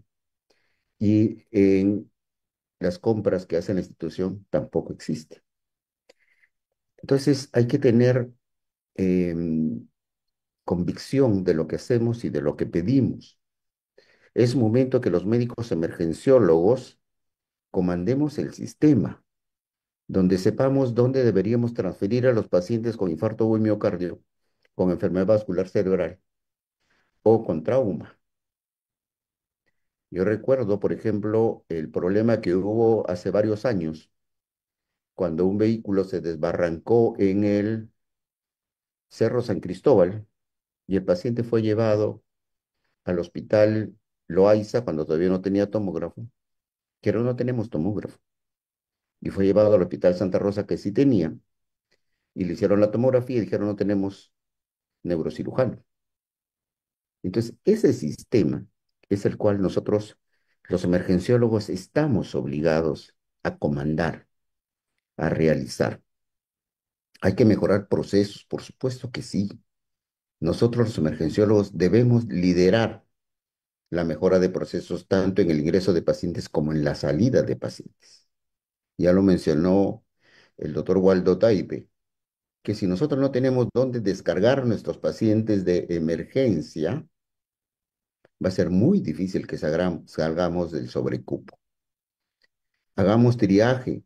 Por supuesto que hay que hacer triaje, pero hay que explicarle al paciente por qué es que tiene que esperar. La mayor cantidad de quejas, colegas, no solamente los médicos que trabajamos en la emergencia, no es porque no los atendimos, sino porque no les explicamos la razón por la cual debería ir al primer nivel o debería de esperar. Entonces hay algunas cosas que más allá de que tengamos razón, también tenemos que hacer un análisis introspectivo de cuán bien estamos haciendo nuestra labor. Y discúlpenme, por favor, no tomen como si estoy en contra de los médicos de emergencia solo porque soy uno de ustedes, sino que también, como repito, hay que ver más allá, fuera de la caja, nuestros servicios de emergencia. Gracias, doctor, por su participación. Bien, vamos a pasar a la siguiente pregunta y tiene que ver también con lo que es el aspecto legal, ¿no? El marco legal y protección jurídica del emergenciólogo. Acerca de este punto, doctor Bernuy, por favor, su comentario. Sí, doctora, bueno, creo que de alguna manera estamos avanzando de a pocos en este aspecto. Eh, Hay una ley que creo que ya la mayoría de las emergencias las conocen. He visto incluso que algunas emergencias las han pegado, ¿no? Al ingreso, en las cuales se penaliza, por ejemplo, las agresiones físicas y verbales contra el personal de salud, ¿no? Lamentablemente, en nuestro medio, estas agresiones, maltratos, insultos contra los profesionales de salud se ha vuelto rutinario, ¿no? O sea, todos los días vemos cómo los familiares, los propios pacientes que van a las emergencias, como dicen, van con, lamentablemente, ¿no? Vienen de una u otra institución donde de repente no les han solucionado su problema, que son los nivel uno, nivel 2, y cuando van al nivel 3 pues van en una situación a la defensiva, se puede decir, ¿no? Entonces, el hecho de esperar su atención al ser prioridades 3 4 o no tener los insumos necesarios para su atención hace que los familiares, los propios pacientes respondan pues con ciertas agresiones hacia el personal de salud. Entonces, felizmente que con esta ley de alguna manera estamos tratando de defendernos, ¿no? Lamentablemente no hay una institución que defienda al personal de salud. O sea, yo he tenido médicos, enfermeras que han sido agredidas por personal, o mejor dicho, por pacientes o sus familiares. Y hemos volteado para ver a quién podemos denunciar y lamentablemente no tenemos dónde hacerlo. No hay una entidad, no hay una página de internet donde yo pueda escribir, sabes que he sido agredido, ¿no? Y eso es, bueno, a nivel nacional, lamentablemente, me imagino que también se ve en provincias esas situaciones, pero acá en Lima es desbordante, ¿no? Y más en los hospitales donde se atienden una gran cantidad de pacientes, ¿no? Y uno de ellos, por ejemplo, es mi hospital, donde estamos atendiendo promedio 250, 300 pacientes por día, ¿no? Repartidos en cuatro tópicos de medicina, uno de cirugía, uno de traumatología. Como comprenderá, es muy difícil afrontar esa situación.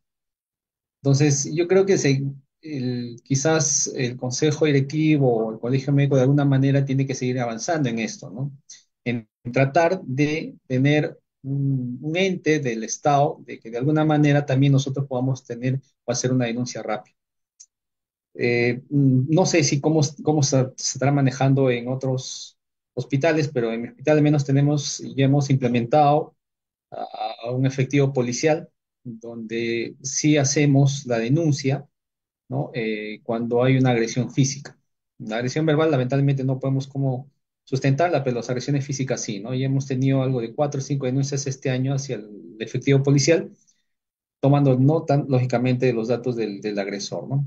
Ojalá que esto, como diga, siga mejorando por bien, ¿no? Del personal que está en primera línea.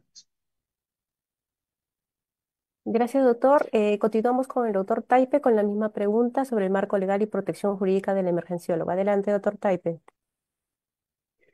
Sí, mira, en este aspecto creo yo tenemos que eh, primero prevenir, prevenir las quejas, prevenir los problemas. ¿Y cómo hacemos la prevención captando a los pacientes desde el ingreso? Nosotros hemos implementado un programa donde trabajan facilitadores de proceso, relaciones públicas, defensoría defensores del asegurado, que le llaman eh, y ellos van captando a los pacientes quienes están en actitud de queja o qué les falta, van tratando de evitar que los pacientes tengan problemas de atención.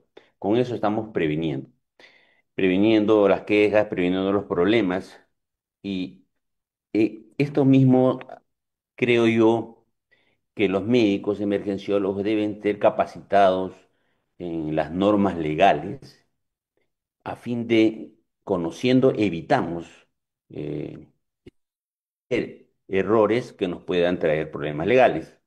Asimismo, deberíamos de tener una base de datos de temas legales que han tenido los médicos de emergencia para tener la jurisprudencia y a través de eso ir aprendiendo también, nuestros médicos deben ir aprendiendo. Es decir, deben tener una capacitación continua de las normas legales que, que norman, valga la redundancia, nuestro trabajo. Ok.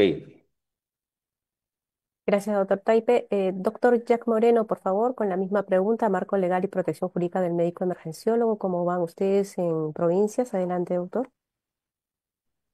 Sí, bueno, ya la ley que ha salido para la protección de en general, el personal de salud, ¿no?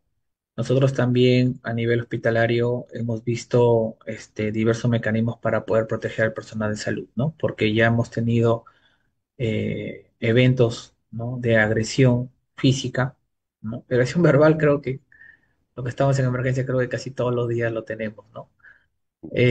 Y a veces hasta, bueno, felizmente no pasa a mayores, pero sí una agresión física, eso tiene pues más repercusión, obviamente, ¿no? Eh, Hemos tenido eventos así y por los cuales se han creado mecanismos, ¿no? Contamos con personal policial, ¿no? No están las 24 horas, ¿no? Pero sí la mayoría de días están ahí presentes, ¿no? Los cuales ahí ante un evento nos pueden apoyar, ¿no? Luego se está también trabajando acerca de los códigos, código morado, el código de agresión al personal, ¿no? El cual también está pronto para que eh, tenga su resolución directoral, ¿no? Y ya sea aplicado como un protocolo, ¿no? En- y bueno, eso es lo que nosotros por lo menos internamente como hospital estamos viendo, ¿no? El, tenemos una comisaría cercana, la cual también está en contacto de comunicación con la parte administrativa del hospital, ¿no? Y que ahí nos pueden apoyar también en cualquier momento que nosotros necesitemos, ¿no? Porque ha aumentado bastante los casos, en los casos pues de extorsión, ¿no? Que todo el mundo ya sabemos, ¿no? Llegan cada vez casos de pacientes delincuentes, ¿no? O que han sido agredidos por arma de fuego, ¿no? Y llegan en situación a veces con muchos familiares, ¿no? Y a veces también ahí ponen en jaque al jefe de guardia y al personal de salud que está presente, ¿no? Entonces, ahí es cuando se cuenta pues con el apoyo del personal policial, ¿no? Eh, Sin embargo, pues de todas maneras, falta de repente ahí tener un apoyo también legal, ¿no? Tenemos un apoyo legal, sé que hay un apoyo legal en la red, ¿no? Pero como parte hospitalaria, ¿no? Frente a los mecanismos de denuncias por negligencia, por otro motivo, pues en ese aspecto el médico, principalmente el médico, porque las denuncias van más enfocadas a nuestra profesión, ¿no? Muchas veces estamos ahí solos, ¿no? Y los colegas, pues, tienden también a contratar su propio abogado, ¿no? A defenderse ellos mismos, ¿no? Entonces, la institución, yo creo, que debe apoyar, ¿no? Debe haber un mecanismo ahí para realmente se ejerza un apoyo legal, ¿no? Por parte de la institución, ¿no? Y no dejar de repente ahí desamparado al colega que lo necesite, ¿no? Porque muchas cosas que pueden ser motivo de denuncia, ¿no? Si bien es cierto, podría ser por un acto médico, ¿no? Pero también se ve influenciado por cuestiones también propias del sistema, ¿no? Por la falta de los recursos, básicamente, ¿no? Y también, ¿no? Si nosotros queremos realmente adherirnos a un protocolo, pues deberíamos tener todos los recursos o las herramientas necesarias para que ese protocolo se cumpla como debe ser, ¿no? Porque finalmente cuando entra una supervisión, ¿no? O una denuncia, eh, el abogado, ¿no? Te dice, pues, no, usted se adherió a tal protocolo.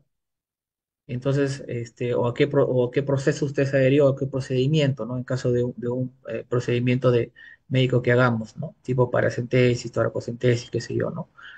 Entonces, si bien cierto, nosotros tenemos guías, tenemos protocolos, pero eh, muchos de esos también no podemos cumplirlo al 100%, ¿no? Por la falta también de recursos, ¿no? Entonces, ahí es donde debemos tener el apoyo, ¿no? El apoyo legal por parte de la institución, ¿no? Que eso es lo que está faltando.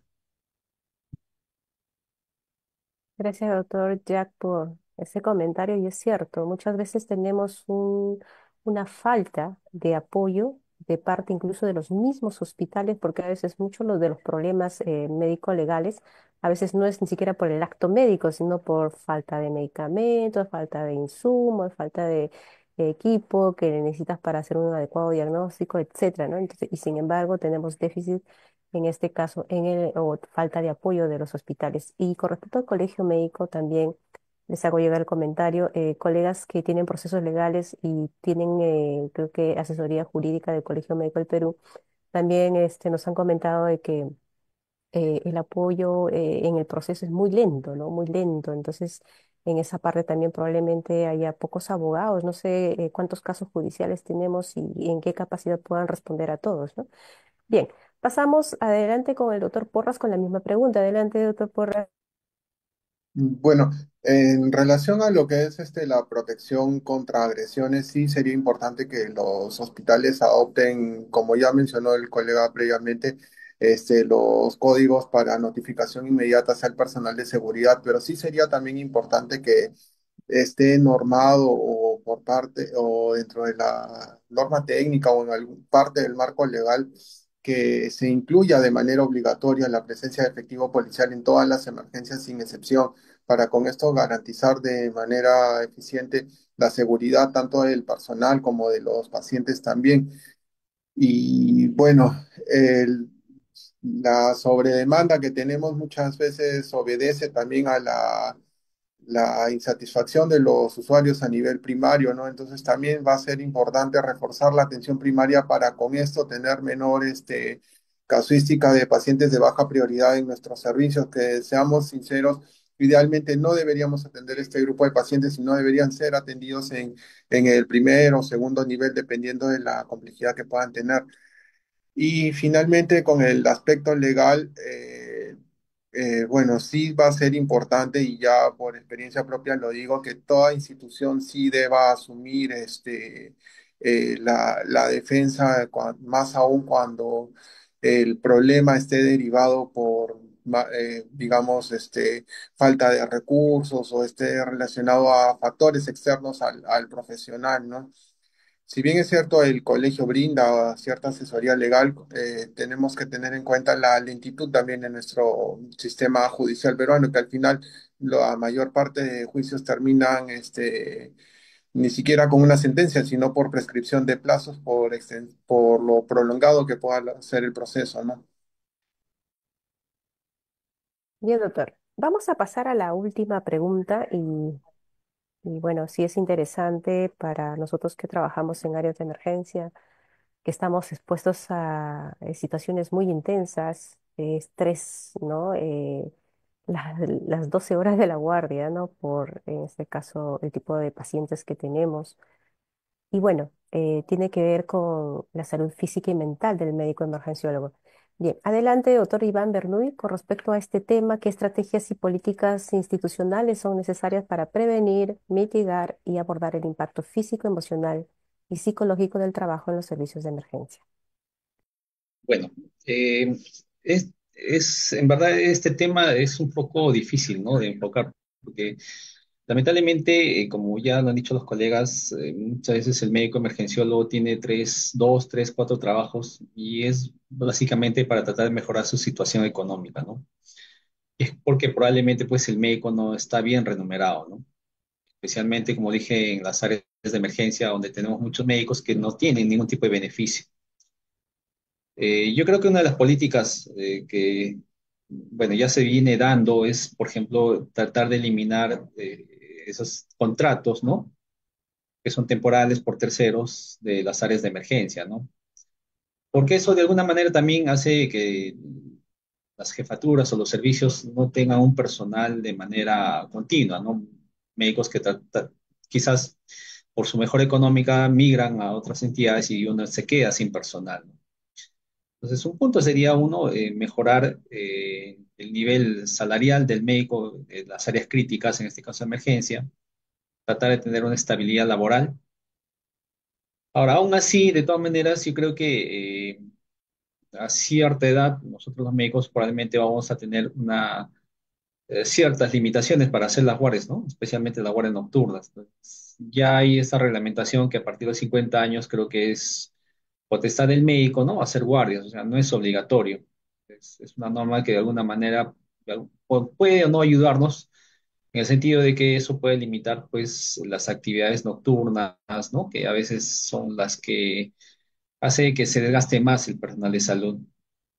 Eh, de todas maneras, yo creo que es difícil el manejo de estas situaciones en la especialidad.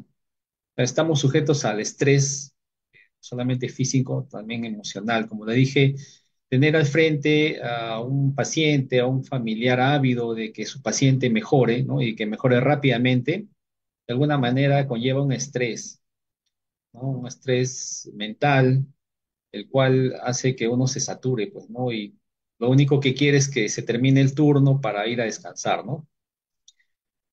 Sabiendo que hay colegas, como bien ya lo he mencionado, a veces están esperando que acabe el turno para ir a laborar a otras entidades, ¿no?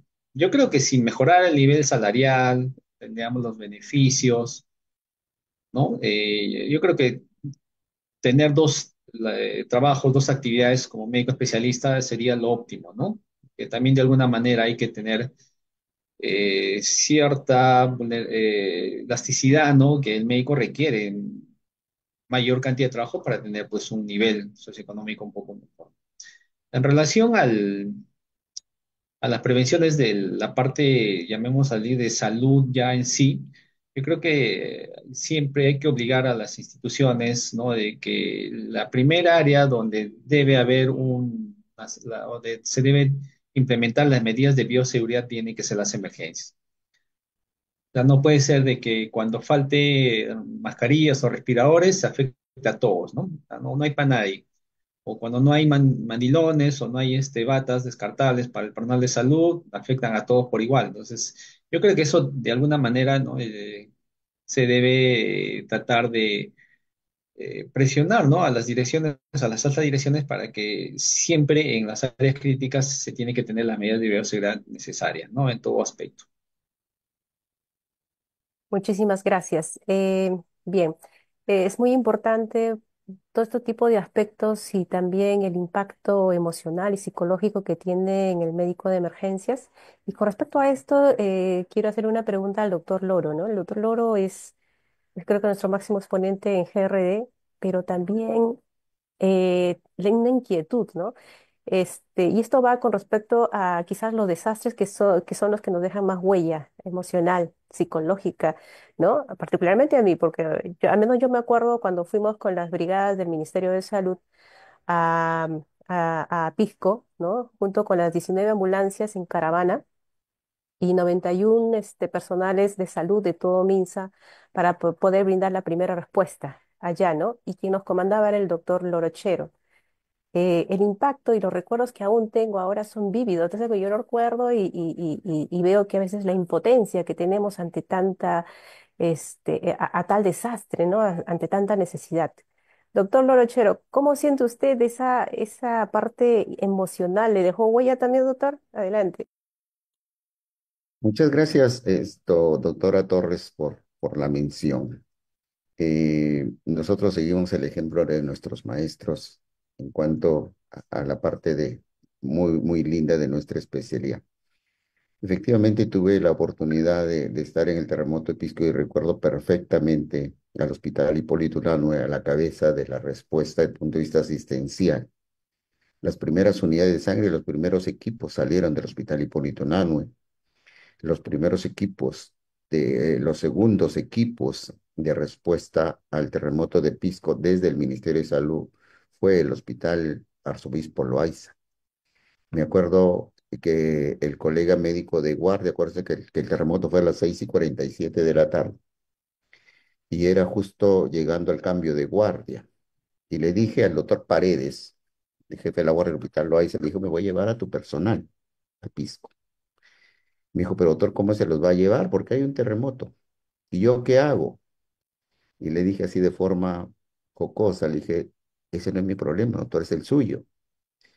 Porque yo estoy solucionando mi problema con sus médicos. Usted tiene que solucionar el problema con su plan de contingencia. Recuerden que en todos los hospitales tenemos un plan de contingencia para ver cómo es que suprimos la necesidad de personal adicional. Pero efectivamente, doctora Torres, esto nos ha dejado muchas huellas, mucho dolor, mucha incertidumbre. Y todo el mundo se pregunta, ¿y qué aprendimos después de todo esto? Y la respuesta mayoritaria probablemente sea nada. El maestro Honorio, que está aquí presente con nosotros, sabe perfectamente el problema o la ventaja de la desensibilización posterior a eventos de esta naturaleza. Los brigadistas sabemos que después de esto tenemos que hacer un programa con psicólogos o con nosotros mismos, llorar, gritar, reír, cantar, bailar, para desestresarnos y olvidar todos estos malos momentos. En el hospital de ATE, con el cual yo tuve la dicha de dirigir, después de 24 horas de trabajo de los médicos, allí teníamos en un espacio físico un tiempo para liberarnos del estrés de haber estado ahí trabajando. Y eso es lo que nos hace falta. Cuidar nuestra salud mental, nuestra salud física nos hace falta. Y yo creo que si bien es cierto tenemos necesidades materiales o tenemos necesidades económicas, debemos fijarnos en esa otra parte, que es la parte de nuestra salud mental, de nuestra salud física. Hay que darnos un tiempo para cuidar y compartir con nuestra familia. Yo voy a hacer público un hecho de repente bastante difícil de mencionar, pero yo recuerdo que el año 2019, cuando decido retirarme de la gestión pública temporalmente, les dije a mis hijos, hijos, ya a partir de ahora ya me van a tener junto a ustedes. ¿Y saben cuál fue la respuesta? Sí, pero no te tuvimos cuando te necesitamos. Y mis hijos ya empezaban a salir con los enamorados a los enamorados, entonces ya no me necesitaban. Entonces, en este tema de salud mental, por favor, hay que cuidarnos nosotros mismos. No hay quien nos cuide, ni los funcionarios, ni la policía. Nosotros tenemos que cuidarnos. Hablar con nuestros hijos, hablar con nuestra pareja, hablar con nuestros padres, darnos un tiempo para relajarnos y olvidarnos, por favor, que las vacaciones no sean para trabajar en otro sitio, que sean para descansar, para estar al lado de nuestros seres queridos.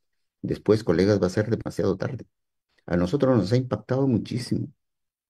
Yo he tenido, no sé si se dice suerte o no, de estar desde 1994 convocado por el maestro Honorio al terremoto de Nazca y de ahí en casi todos.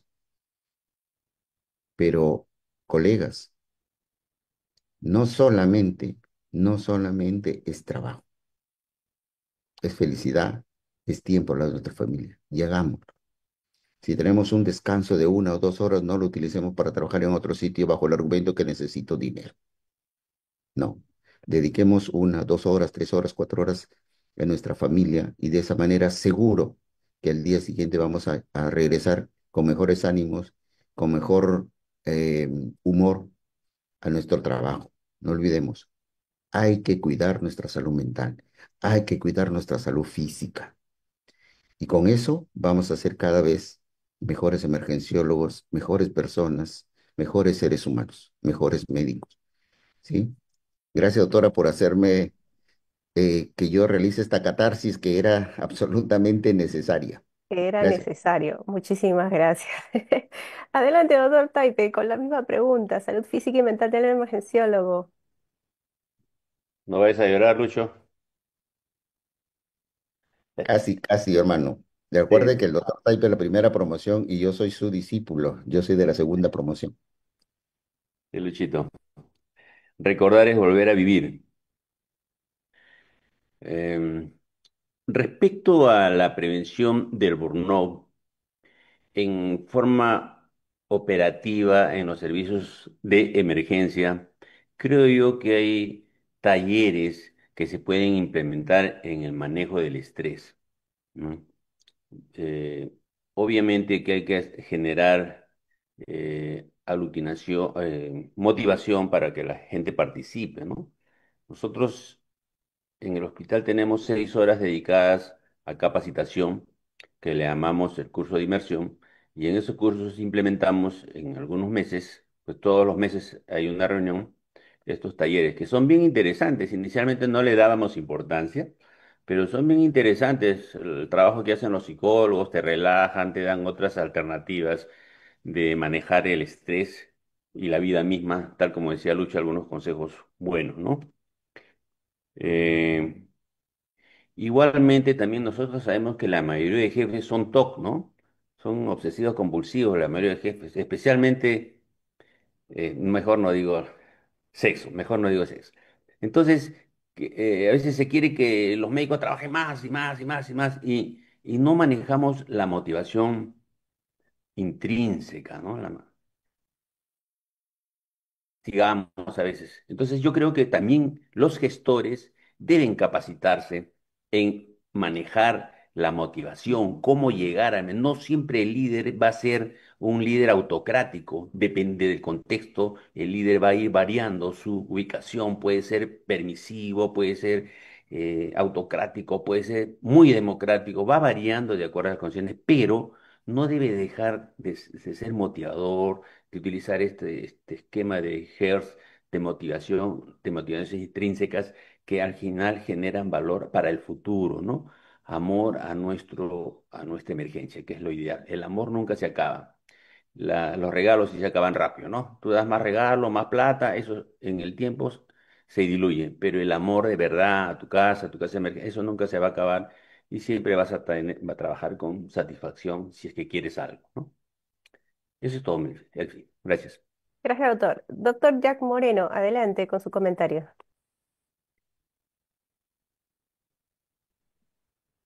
Su Sí, audio.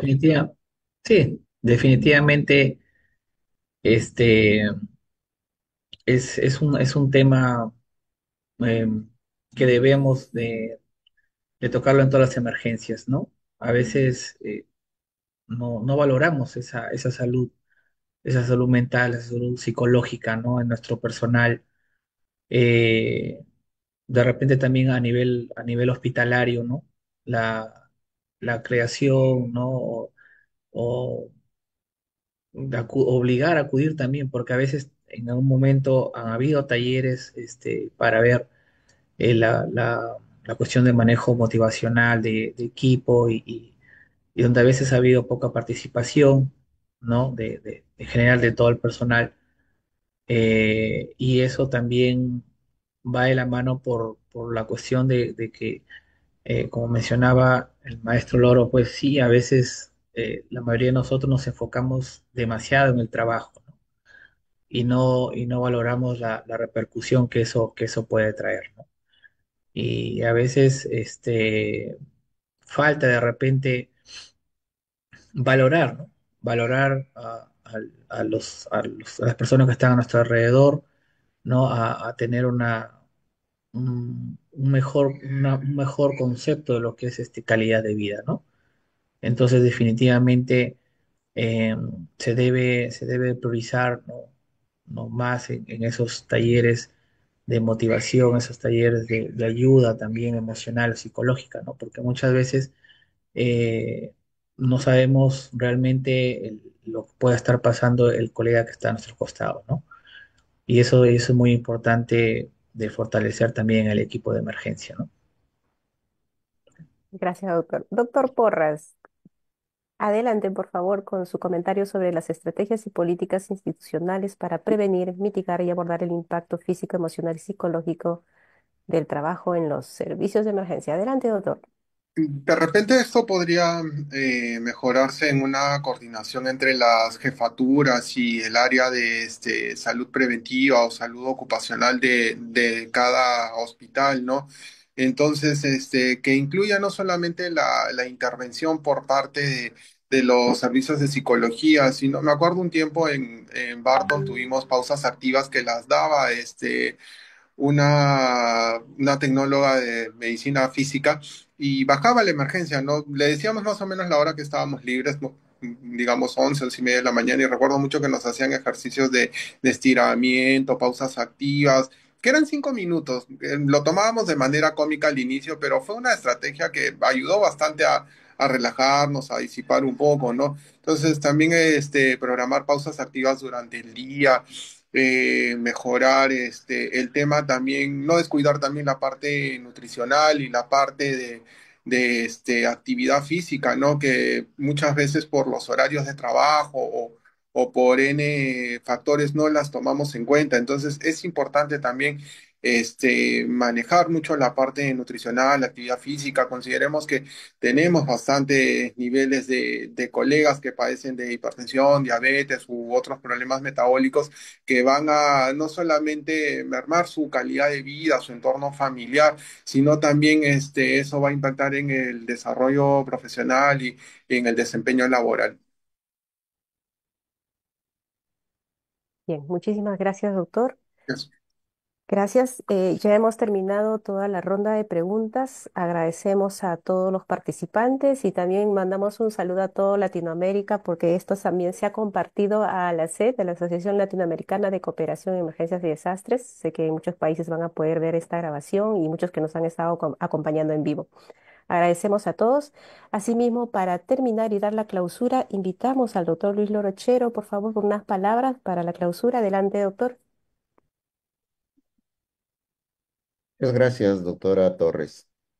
Eh, Quiero reiterar las primeras palabras a quienes nos dieron la oportunidad de abrazar esta especialidad. Y me refiero al maestro Nelson Raúl Morales Soto, quien fue el padre de la medicina de emergencias en nuestro país. Al doctor Daniel Alfaro Basso en el Hospital Central de la Fuerza Aérea, donde yo hice la especialidad, y al maestro Luis Honorio Arroyo Quispe en el Hospital de Emergencias José Casimiro Ulloa.